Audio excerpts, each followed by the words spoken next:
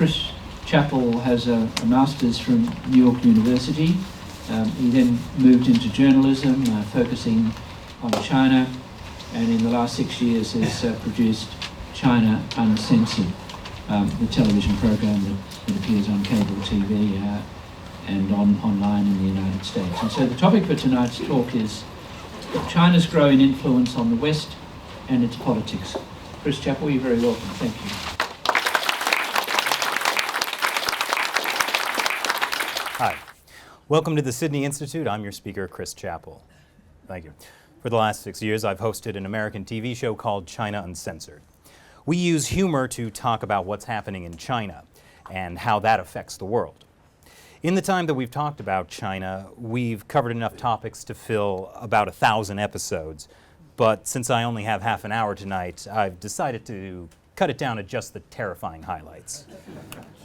China's influence in the West is growing, and the Chinese Communist Party that rules China with an iron fist is using Australia and New Zealand to test out tactics they plan to use around the world to influence politics and undermine democratic societies. The New York Times says, quote, "China has long treated Australia as a laboratory for soft power experiments." That's right. China chose you to experiment on. Congratulations. And that's why I've made the trip here from New York. But what does this all mean? Well, tonight I'm going to give you a little insight into the Chinese Communist Party, and I'll talk about how they wage what they call unrestricted warfare against Western countries, including Australia. All countries want influence, but the Chinese Communist Party is different, both in methods and goals. If we hope to understand this, we need to understand the nature of the Chinese Communist Party, because it operates in a fundamentally different way than any other government in the world. Historically, China was an incredibly powerful, influential country, not just in Asia, even as far away as ancient Rome. Roman statesman Pliny the Elder, in his book Natural Histories, complained about the trade deficit Rome had with China because the Romans had an insatiable appetite for Chinese silk. So, for 2,000 years, the West has been complaining about the trade deficit with China, from Pliny the Elder to President Donald Trump. It wasn't just trade. People have always been inspired by Chinese culture. All you have to do is take a look at European attempts to imitate Chinese art in the 17th and 18th centuries. Yeah, back in the day, it was the West making cheap knockoffs of Chinese products. People would look at a vase and say, "Made in France." Ugh. Of course, in the modern era, China's prestigious position in the world changed after centuries of warfare, economic turmoil, and colonialism. And then, in 1949, the Communist Party liberated China. It liberated people from their land, their wealth, and in many cases, their lives. Mao Zedong launched a systematic campaign to annihilate traditional Chinese culture and replace it with the culture of the Communist Party, a culture of struggle. Under Mao Zedong, violent struggle became the cornerstone of Chinese society. Children against parents, wives against husbands, students against teachers, and of course, communism against the free world. It's been a long time since Mao. On the surface, it seems like China has changed. There are no more red guards. In Shanghai, you can pay for your Big Mac on your iPhone on the way to the next Avengers movie. But behind it all, the Chinese Communist Party is still there, and it controls the government, the courts, and even business. And unlike other bad parties, this one you can't leave. And if you try, things can get unpleasant pretty fast. The Chinese Communist Party has not fundamentally changed. It's still an authoritarian state that attempts to control every aspect of society, including the economy. It maintains its philosophy of struggle, and its war against the free world has never ended. That's not me saying that. That is top Chinese military leaders openly saying that. In 1999, two colonels from the People's Liberation Army, or PLA, coined the term unrestricted warfare. In fact, they wrote a book called Unrestricted Warfare. It describes how a country like China could rival the West. They said, "The first rule of unrestricted warfare is that there are no rules, with nothing forbidden, like after hours at a bar in King's Cross." Unrestricted warfare is a war without a single shot fired. The PLA says the struggle for victory will take place on a battlefield beyond the battlefield. But the goal is the same as any war. The Chinese Communist Party wants to become the world's primary superpower and primary influence on other nations. I hope you like Chinese food. But seriously, for a regime that's secretive about everything, from pollution data to state executions to even basic economic data, they've been surprisingly transparent about their goal to become a superpower. Chinese leader Xi Jinping has openly spoken about it. Again, all countries want influence. But remember, the Chinese Communist Party is not a normal government.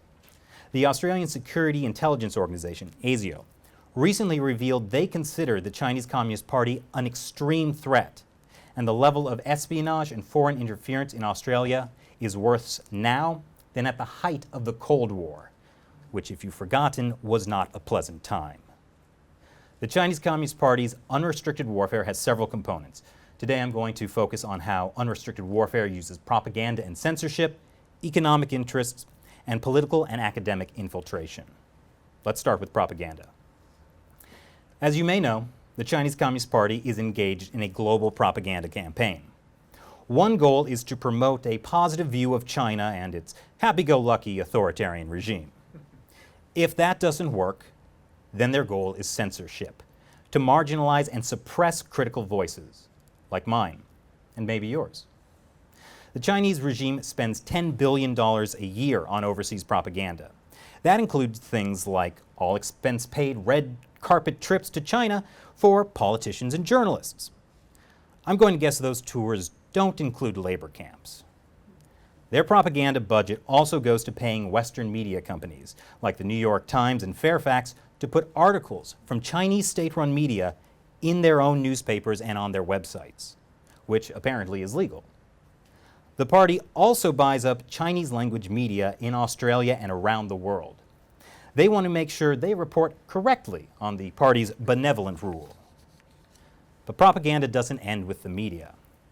A key part of the Communist Party's influence operations is the United Front Work Department. Remember that name, because we'll be coming back to it a lot. The United Front is a top-level branch of the Communist Party. Chinese leader Xi Jinping has called it the Communist Party's magic weapon. He's a big Lord of the Rings fan. How magical is this weapon? Here's one example. There's a group linked to the United Front called the China United States Exchange Foundation. They spent hundreds of thousands of dollars last year lobbying Congress about U.S.-China relations. According to Foreign Policy magazine, the group also cooperates on projects with influential U.S. think tanks, like the Brookings Institution and the Carnegie Endowment for International Peace. These think tanks can have a big impact on U.S. policy making, and a group linked to the Chinese Communist Party is working with them to shape how the West views the Chinese Communist Party.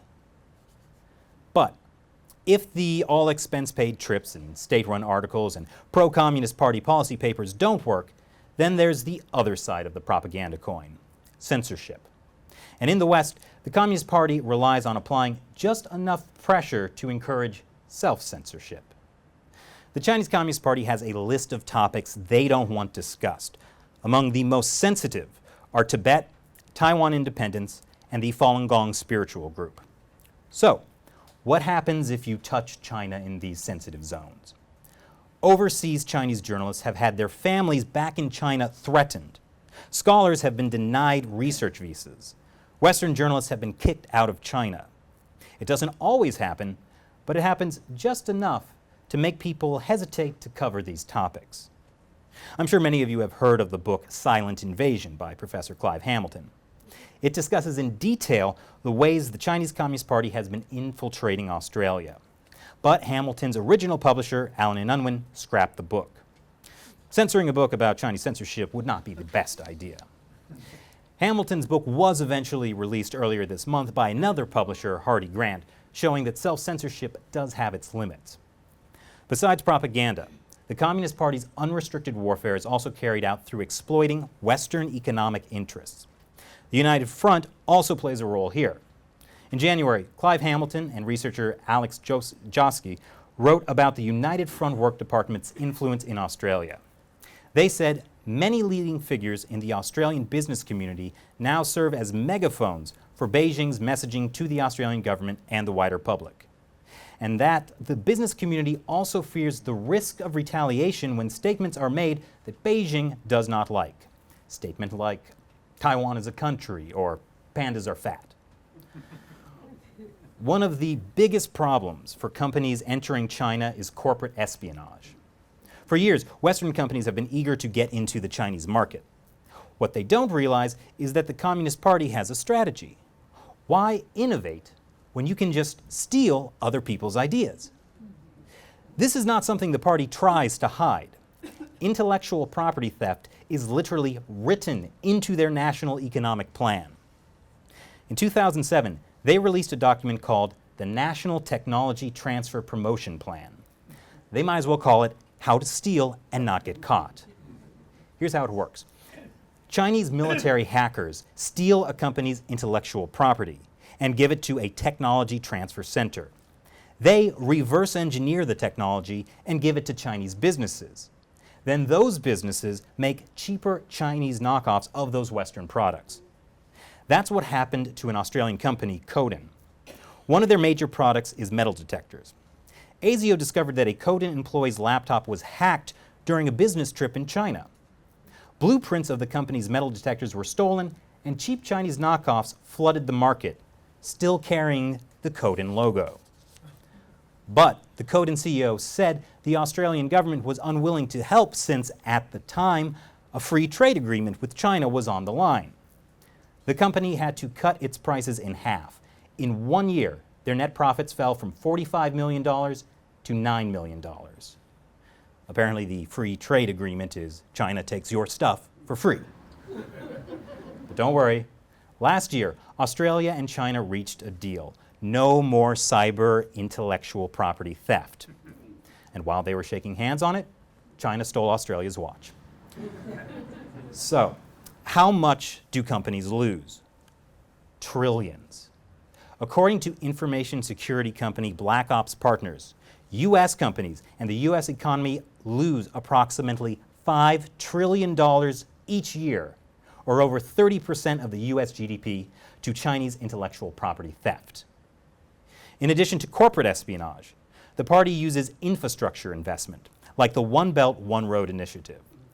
On the surface, it's about building massive infrastructure projects around the world with the goal of facilitating global trade. Last year, Chinese leader Xi Jinping pledged to spend $124 billion on the plan. In the West, the Communist Party uses One Belt, One Road for both economic gain and political leverage. Take the case of Greece. Chinese state investment in Greek infrastructure has skyrocketed over the past several years. Power grids, major ports, telecommunications, actually in areas very similar to Australia. 2 years ago, after a controversial court ruling on the South China Sea, Greece, coincidentally, sided with the Communist Party. They were one of only 2 EU countries to do so. Well, 2 countries plus Sam Dastyari. We'll get to him in a moment. Last June, in another move that had totally nothing to do with the Chinese Communist Party's investments, Greece stopped the EU from condemning human rights abuses in China. The party's investments in Greece and other European countries have worried the EU, enough that they now want to screen Chinese investments that threaten national security, things like investing in power grids, major ports, and telecommunications. Using infrastructure investments in corporate espionage, the Chinese Communist Party's unrestricted warfare turns the West's economic interests against itself. Gaining political influence is another important tactic in China's unrestricted warfare. As I've heard repeatedly since coming here, Australia has the best politicians money can buy. ASIO has warned that foreign interference on an unprecedented scale has the potential to cause serious harm to Australia's sovereignty. Since 2015, ASIO has warned Australian politicians to be wary of taking money from Chinese donors with questionable links to the Chinese Communist Party. Thanks to some brilliant journalism from Fairfax Media, Four Corners, and others, we know the Chinese Communist Party has been very successfully buying influence in Australia. I also learned there are no laws against foreign campaign contributions here. Who thought that was a good idea? I mean, besides the politicians. Here's an example. Chinese billionaire Huang Xiangmo is linked to the United Front. The Fairfax and Four Corners report found that over 4 years, he donated $2.7 million to Australia's 3 biggest political parties. And he had some pretty unusual dealings with specific politicians, like the Labour Party's Eric Rosendahl. He resigned in 2013, but took an executive job at a property development company owned by Huang. What happened to Rosendahl's vacant council seat? Well, 3 weeks later, it was nabbed up by a friend of Huang's. Of course, Huang Xiangmo's most well-known associate is Sam Dastyari. Huang gave Dastyari thousands of dollars in campaign contributions. Dastyari also got $1 million for the Labour Party from Huang. Now, we can't say for sure what Dastyari's motives were, but after that, Dastyari did some rather questionable things, like pressuring the Labour Foreign Affairs spokeswoman to not meet with a pro-democracy activist that Beijing doesn't like. And in a 2016 press conference to Chinese media, Dastyari contradicted his own party's stance on the South China Sea ruling, siding with the Chinese Communist Party instead. Oh, and when Dastyari found out Huang was being spied on by Australian security agencies, he personally went to Huang's mansion and warned him his phone was being tapped. Now that's real friendship. There are many other examples I could give of Australian politicians being bought off by the Communist Party, but I think you get the point. The book, Unrestricted Warfare, says social spaces such as the military, politics, economics, culture, and the psyche are also battlefields. And the Communist Party effectively uses the social spaces of Western universities. ASIO has warned the Australian government that it needs to be very conscious of foreign interference in Australian universities. And much of this interference comes again from the United Front, which calls overseas students a focus of United Front work. One example is the Chinese Students and Scholars Association, or CSSA. Most universities with large numbers of Chinese students have CSSAs. They're typically linked with the Chinese embassy, and their job is to make sure Chinese students toe the party line and to intimidate students who don't. Chinese students have found things they said in class in Australia were reported back to Chinese police by other Chinese students, which is why all of their term papers were titled, "Don't Free Tibet." The former head of the United Front, Liu Yandong, created the Confucius Institute for free. They'll set up classrooms to teach Chinese language and culture in universities. Since 2004, 500 Confucius Institutes have been set up in 140 countries. There are 14 institutes here in Australia.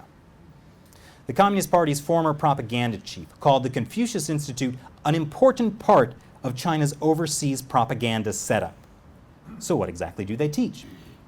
Well, let's just say a little less Tiananmen Square massacre and a little more China's rapid economic development. But more and more, universities have been waking up to the nature of the Confucius Institute. Some universities have kicked them out, and currently the FBI is investigating them. In Australia, the Chinese Communist Party's influence in universities has become a national security issue. The Australian Research Council, using taxpayer money, has given millions of dollars in grants to Chinese professors working in Australia. The problem is, in some cases, these professors are doing research with the Chinese military on advanced military technology that could one day be used against the West. ARC has also given grants to universities for projects that involve China's leading military aircraft manufacturer and the telecommunications company Huawei, which also has ties to the Chinese military. And I thought allowing foreign campaign contributions was a bad idea. Is this a problem? Not according to UNSW's Pro-Vice Chancellor, Laurie Piercy. He also happens to be the head of the school's Confucius Institute. He wrote a recent editorial called, "Let's Not Isolate Ourselves from the Benefits of China." In it, he confidently states that Beijing respects the quality and independence of Australian institutions. Yes, Beijing respectfully undermines Australia's institutions. The Communist Party's unrestricted warfare has had a major impact on the West. The party uses propaganda to promote a glittering ideal of its rule, and censorship to silence opposition to it. It steals intellectual property from Western companies while using investment to get Western countries on its side. The party buys political influence wherever it can, however it can. It uses CSSAs and Confucius Institutes to stifle academic freedom at Western universities while taking advantage of research done there. Thus far, the West has been unprepared to counter the Chinese Communist Party's unrestricted warfare. So, what can be done? There are a few things. First, we need to understand the nature of the Chinese Communist Party. It's an authoritarian system that uses struggle to preserve and strengthen its rule. This will not change, no matter who's in charge, no matter what reforms are promised, no matter how open the economy appears to be. For those of us living in liberal democracies, it can be hard to understand the lengths the Communist Party will go to. We're not used to dealing with a government like this. As historian Frank Decatur said in Silent Invasion, it's like a Boy Scout dealing with Don Corleone. So I recommend we all rewatch The Godfather. Not that it will help with dealing with the party, it's just a good movie. Second, we need to expose the actions of the Chinese Communist Party. One of the biggest reasons the party has been able to carry out this unrestricted warfare is that people have remained silent through intimidation or self-interest. That's one reason why what's happening in Australia now is so vitally important. As I said earlier, Australia is one of the proving grounds for the Communist Party's tactics. But now those tactics are being exposed, and people are openly talking about how to respond. The Communist Party is going to fight back. After the Fairfax and Four Corners investigation, the Chinese embassy called it filled with Cold War mentality and typical anti-China hysteria and paranoia. The party and those it has influenced will continue to cry racism and Cold War mentality to every legitimate concern. That's why we need to be very clear that these are the Chinese Communist Party's infiltration operation. It's not about racism against ordinary Chinese Australians. They're the ones who are the first targets of the party. The party wants us to believe they represent all Chinese people. If you're against the party, you're against the Chinese people. But don't fall for it when people play the racism card. We need to clearly distinguish between the party and Chinese people. This way, we both avoid racist undertones and demolish a key part of the Communist Party's propaganda. Third, we need to stand up to the Communist Party. Like most bullies, they tend to back down when confronted. The foreign interference laws being debated in Parliament are a good start. Australia could also lessen their economic reliance on the Chinese Communist Party by strengthening ties with other countries. Australia, the US, India, and Japan are in talks now to establish an alternative to China's One Belt, One Road initiative. Australia is not alone. The US, the EU, and other Western countries are also beginning to wake up to the Chinese Communist Party's unrestricted warfare. Yes, Australia is on the front lines. But if these tactics can be defeated here, it will send a message to the Communist Party. The West is not for sale. Thank you for your time. I'll now take questions.